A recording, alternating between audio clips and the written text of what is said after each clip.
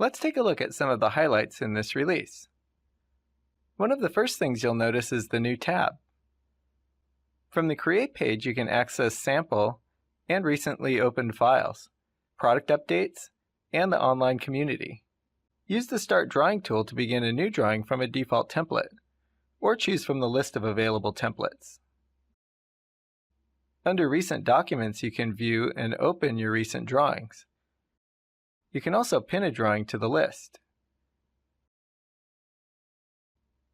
On the Learn page, you'll find Getting Started videos, tips, and other online learning resources.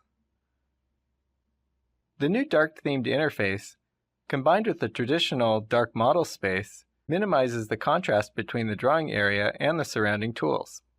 The status bar is also streamlined. You can choose what tools to display from the customization menu. With each new release, the ribbon offers additional contextual tabs, helping you access relevant tools with minimal effort. As you explore new tools, be sure to check out the help system. We added a new way for you to find the tools you need. Simply click on the button icon or the Find link, and an animated arrow draws your attention to the tool on the ribbon. We added smooth line display to enhance the graphics experience. You can enable smooth line display in the new Graphics Performance dialog box. Objects such as lines and circles, as well as drawing aids like grid lines, have a much smoother display.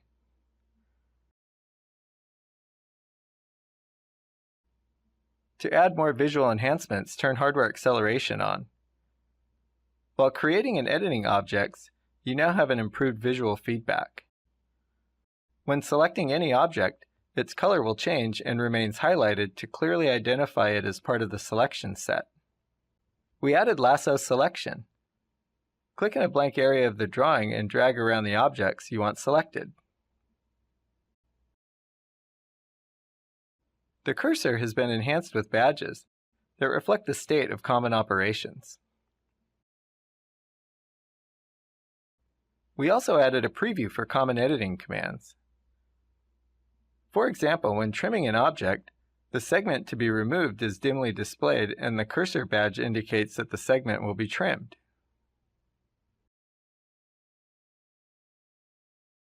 Model space viewports have been significantly enhanced in this release.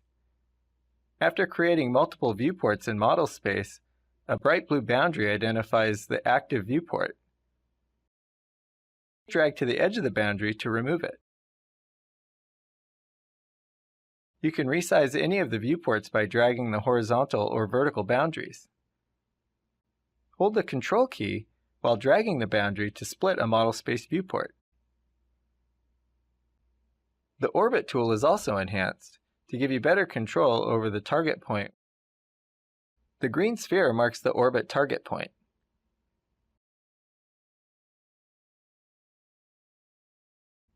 Turn off Orbit Auto Target to have better control when working with these objects.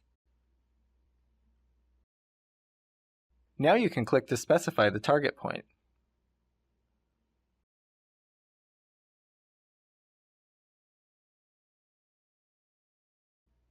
Geographic location functionality is also enhanced. You can set the geographic location from a map using the Set Location tool. When using online map data, the Geographic Location dialog box will guide you through the process of specifying a geographic location.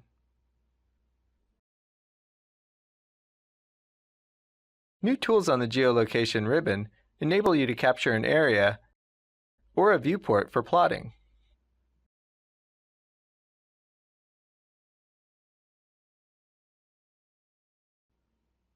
Explore the online help and other resources to learn more about the new features in this release.